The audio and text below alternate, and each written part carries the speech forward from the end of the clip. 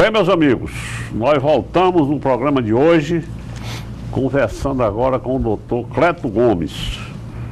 Doutor Cleto, ele foi um dos homenageados nossos, da nossa promoção que nós fizemos no ano passado, onde nós homenageamos os principais advogados do estado do Ceará, escolhidos por um colegiado de alto nível. Todas as nossas promoções, a escolha não é pessoal, é de um colegiado, de pessoas que conhecem o trabalho dos advogados. E o doutor Cleto é um dos mais brilhantes desses profissionais, inclusive, por sinal, foi um dos mais votados. Aqui eu digo sempre, nessa cadeira aqui só sentam vencedores, porque para cá só vem quem ganha as nossas promoções. Doutor Cleto, satisfação muito grande em recebê-lo aqui no nosso programa. O senhor vai ser o primeiro dos advogados homenageados a participar aqui do nosso programa. Eu queria agradecer o convite, dizer que é uma satisfação enorme estar aqui com você novamente, né? E fiquei muito feliz com o convite. Para mim é muito bom a gente ter a oportunidade de participar do seu programa, dos debates que vêm sendo realizados, e estamos aqui muito felizes. Muito obrigado, doutor. Este é o programa de número 211. Nós já entrevistamos 211 personalidades do estado e todas elas do primeiro time da cidade. Doutor Cleto, eu queria que você fizesse aí, meu irmão, um resumo do seu currículo, pessoal e profissional. Pronto. Roberto, meu currículo ele é assim um pouco...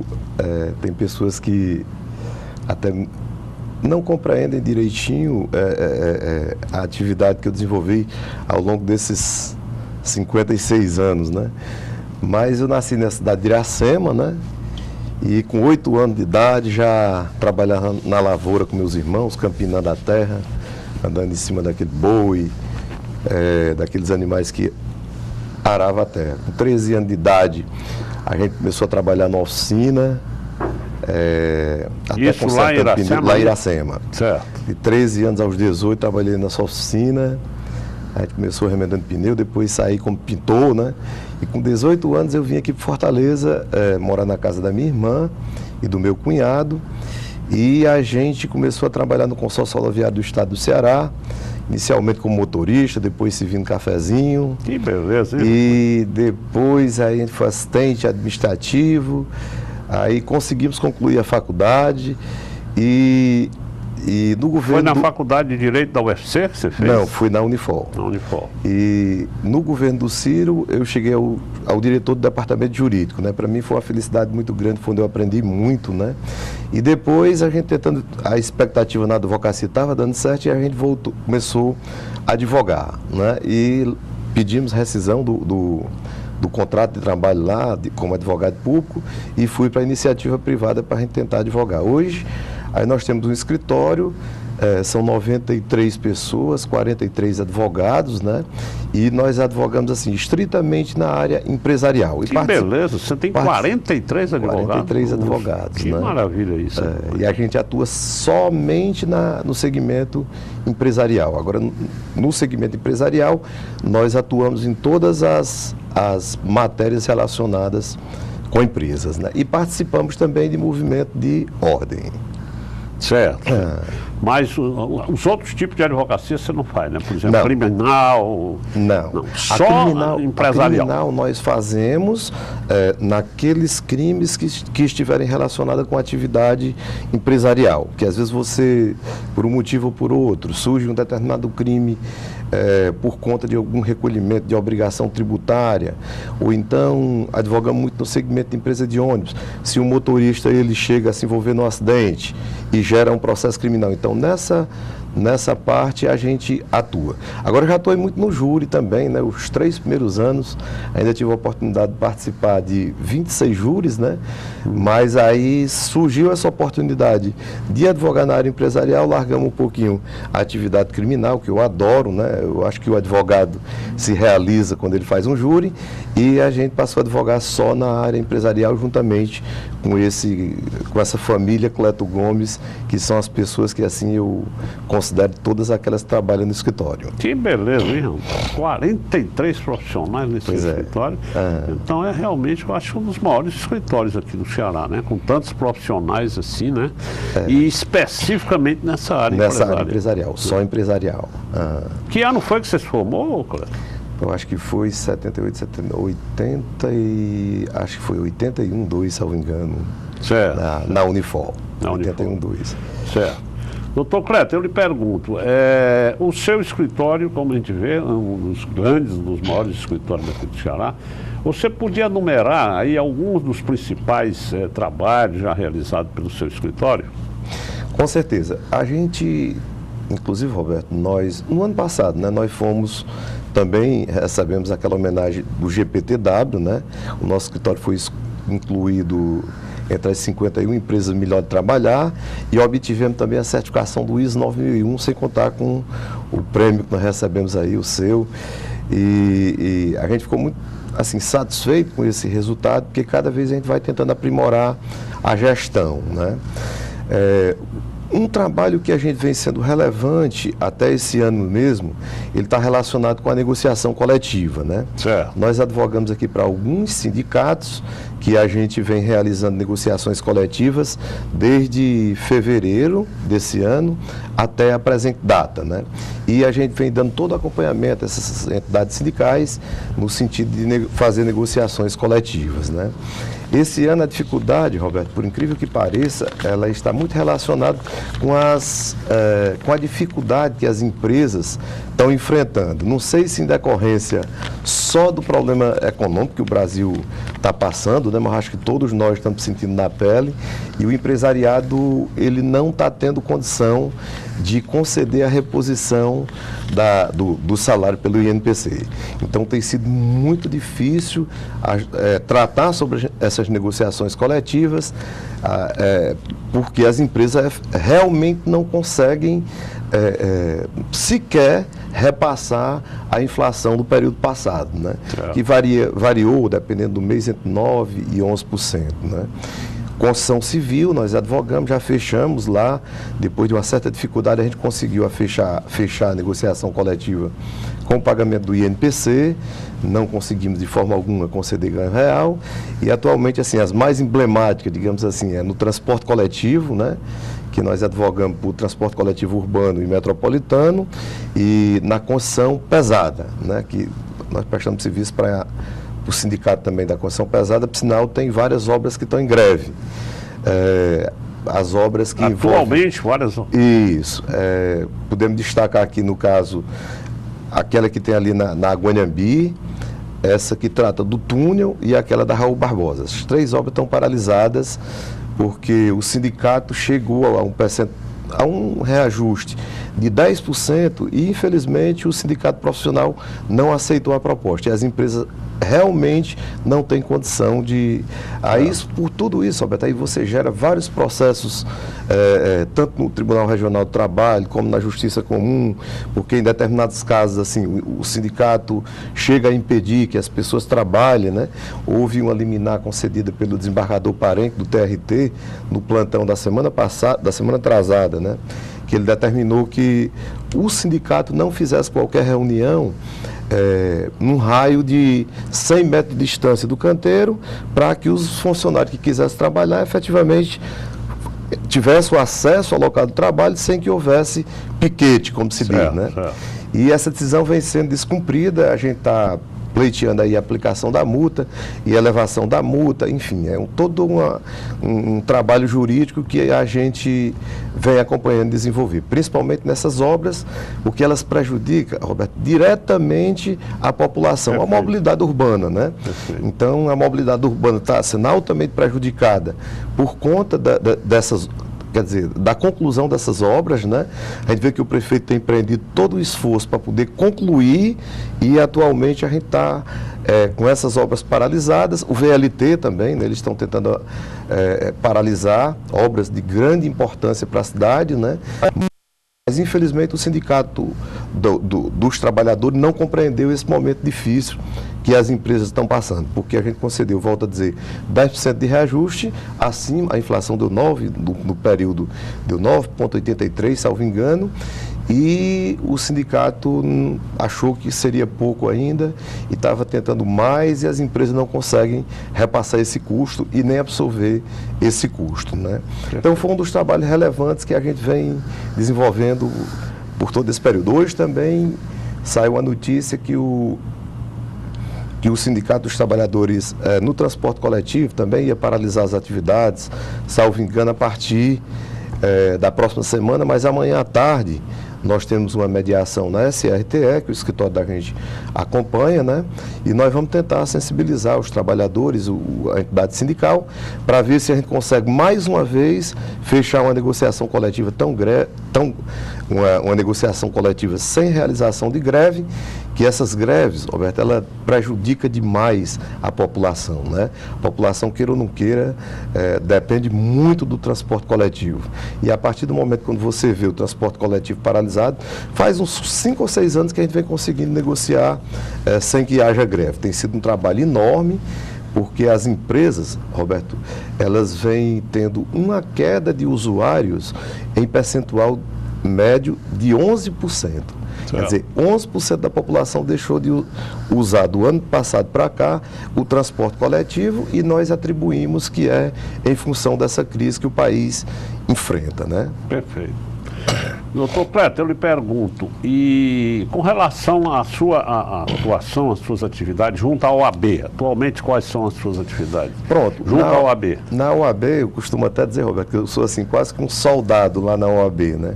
Porque nós temos 31 anos de advocacia, esses 31 anos não teve um ano que a gente ficasse sem um mandato lá ou tentando fazer algum trabalho, né? Certo. Porque às vezes a pessoa critica muito a OAB, fez isso, não fez. Não, nós que somos advogados temos que realizar esse trabalho, que eu não chamo um trabalho gratuito, né? Ele é um trabalho institucional, que nós estamos trabalhando em prol de toda a classe. Eu já fui presidente do Tribunal de Ética, fui conselheiro ainda na gestão do Cano Albuquerque, né? Na primeira gestão do Valdetário, eu fui secretário-geral, e atualmente eu sou conselheiro, presidente da Comissão de Defesa das Prerrogativas e secretário-geral de uma das turmas que julga os processos disciplinares, né? Certo. Inclusive nesses casos das liminares, tudo, são processos que irão passar, no caso, por essa turma que a gente é o secretário-geral. Certo. Outra coisa, essa questão dos custos processuais, houve um aumento muito grande dessas taxas, né? Roberto, olha... Eu soube que você foi um dos advogados, dos escritórios que mais lutou para que isso caísse, que realmente foi um aumento muito grande, não é isso? Roberto, é assim, é inexplicável a posição que tomou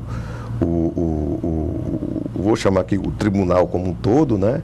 A Assembleia e o próprio governo, o Poder Executivo Camilo, em sancionar uma lei desse porte. Para você ter ideia, as custas em determinadas situações foram aumentadas em 280 mil%. Quer dizer, para se ingressar com a ação, Roberto, digamos assim, de R$1 milhão, aí você teria que disponibilizar um valor de 2% só para entrar na justiça. Eu costumo dizer, só para sentir o cheiro da justiça.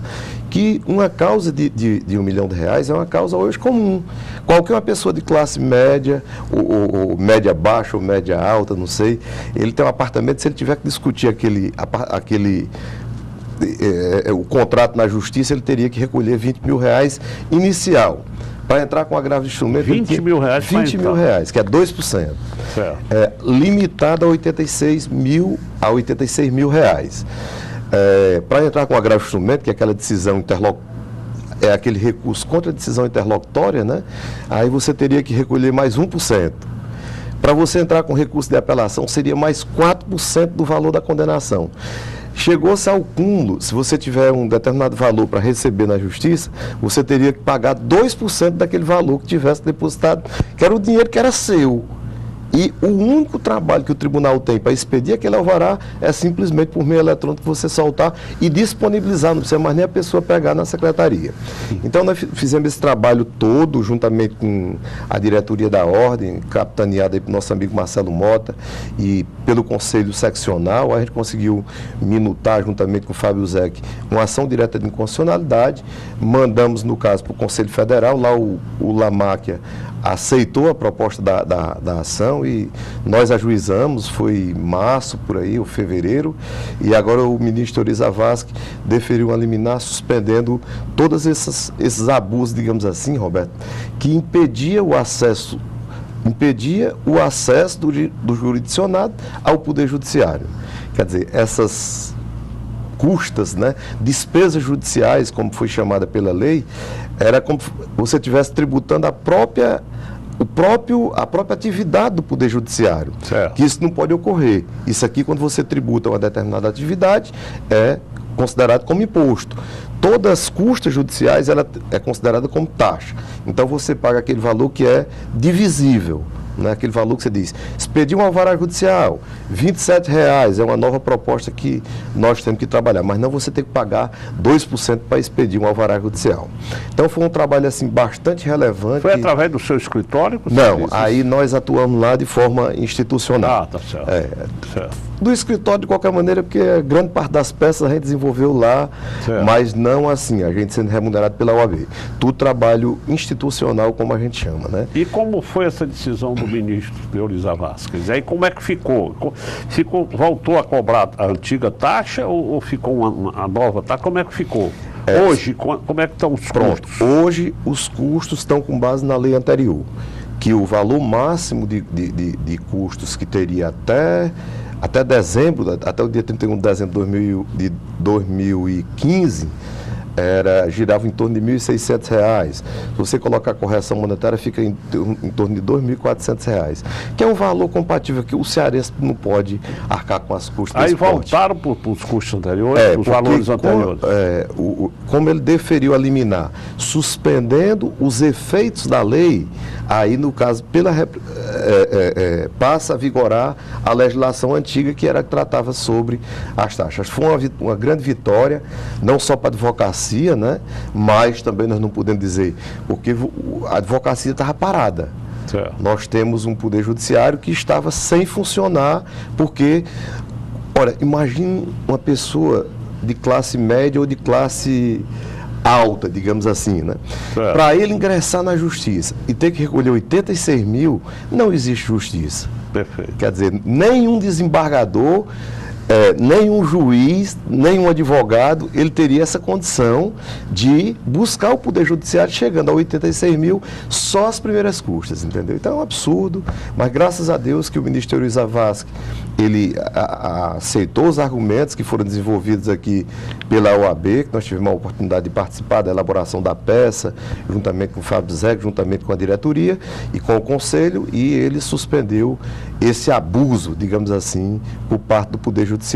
E esses valores tinham sido aumentados só no Ceará ou em outro estado também? Não, essa lei é estadual, ela tinha sido aumentada só aqui no estado do Ceará. Outros estados, há quem falem que o valor das custas também está um pouco elevado. Mas não tão elevadas assim? Não tão elevado. Parece que São Paulo é que tem um valor, mas São Paulo mesmo o valor das custas bem menor do que o daqui do Ceará. Coisas que não dá para se comparar com o custo de vida, com assim, não dá para se comparar o Ceará com São Paulo. Só aqui, muita força de vontade que nós temos, né? Porque queira ou não queira, São Paulo é considerada assim como uma da capital, né, bem desenvolvida, né? E o cearense não tem condição realmente de pagar um valor das custas como esse. Perfeito. Doutor Cleto, eu hoje vi na coluna do bem informado jornalista Cláudio Humberto que essa operação Lava Jato me parece que a partir de agora vai entrar também no judiciário. Além do executivo, do legislativo, que já entrou muito, né?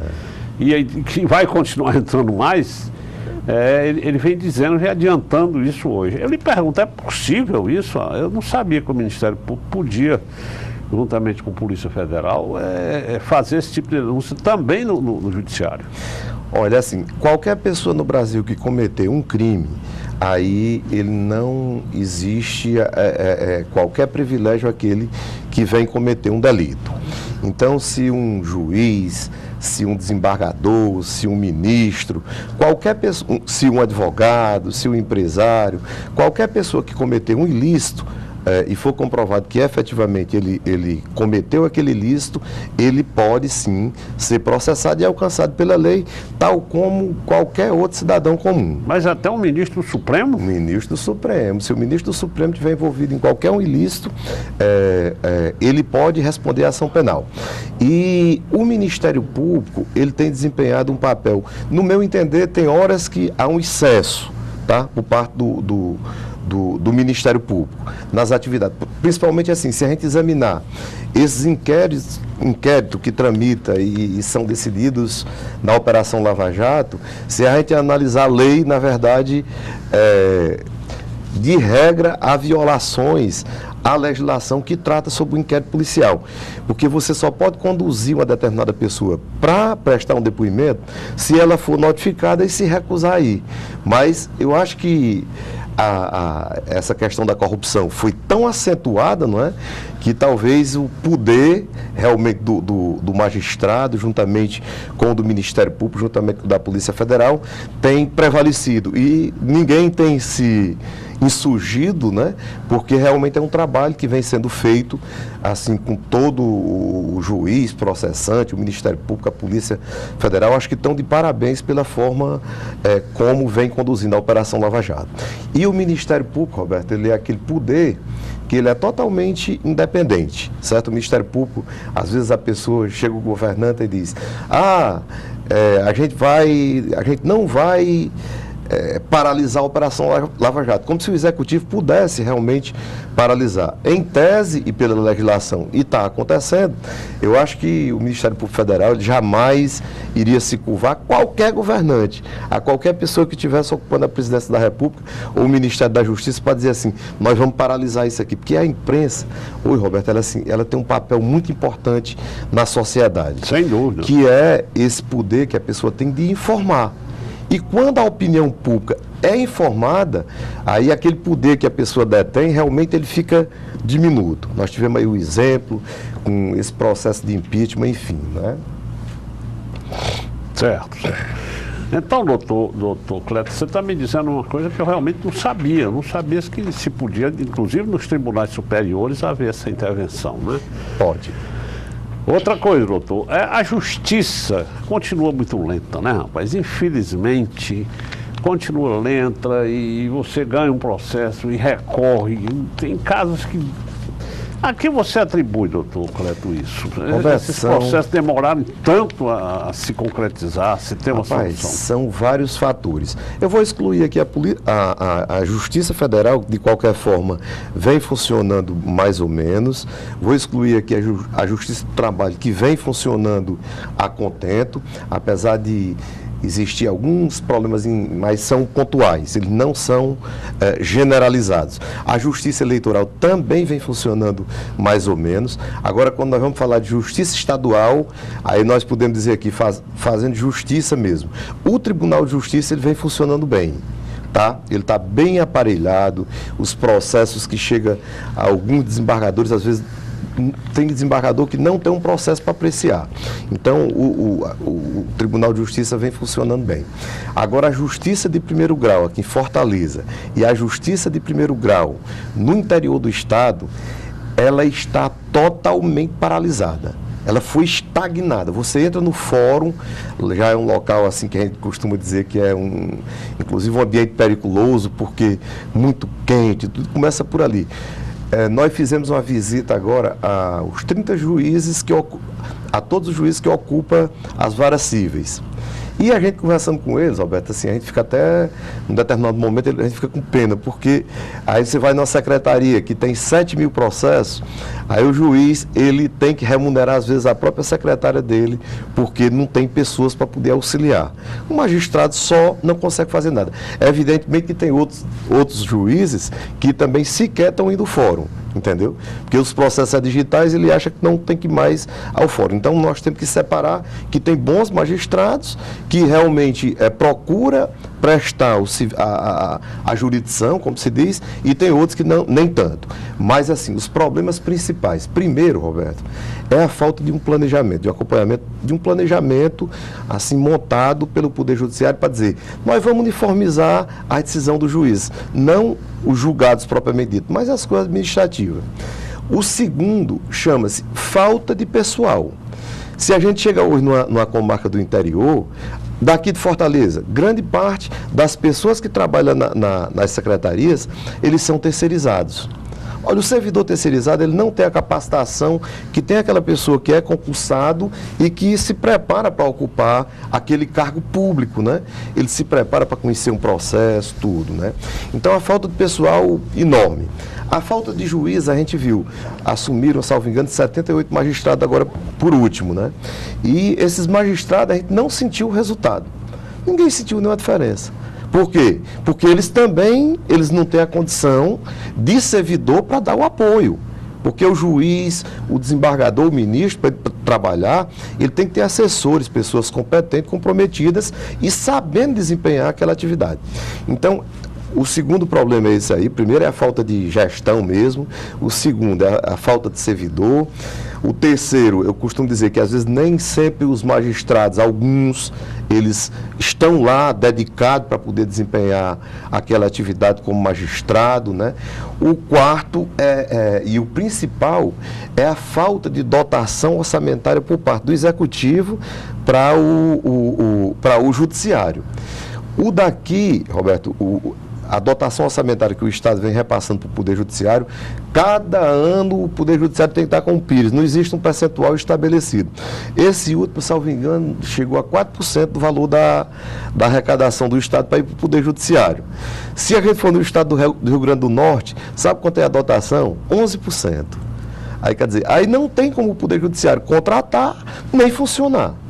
Então, aí eu acho que é um dos problemas, não é elevando custas que a gente vai resolver o problema, é aumentando a dotação orçamentária para o judiciário, e nós não podemos dizer que nós vamos ficar sem uma justiça funcionando, né? E tem outro ponto que a gente costuma dizer sempre, assim, nas decisões que o tribunal tem tomado, ele tem deixado a OAB um pouco isolada, sabe? E nós fazemos parte da administração da justiça, né? O artigo 133 da Constituição diz: o advogado, ele faz parte da administração da justiça, né?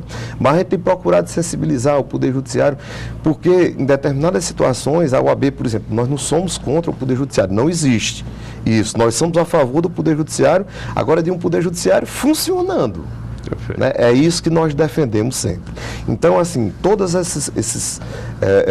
cada colocação dessa que a gente fez, ela tem aquele peso e aquele impacto para o Poder Judiciário não funcionar. Perfeito. Doutor Cleto, eu queria agradecer demais a sua presença. Fiquei muito feliz de você ter vindo aqui, viu? Participar do nosso programa, viu?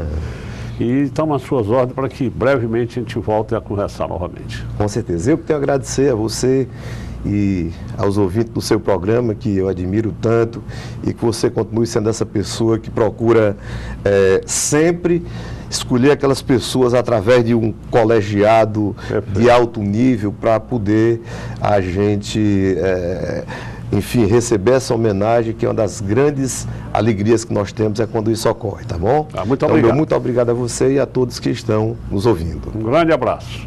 Aos telespectadores, muito obrigado pela audiência. Esse foi o programa de número 211, que vai ao ar no domingo às 19 horas, reprisa na segunda-feira às 18 horas, reprisa na quinta-feira às 15 horas.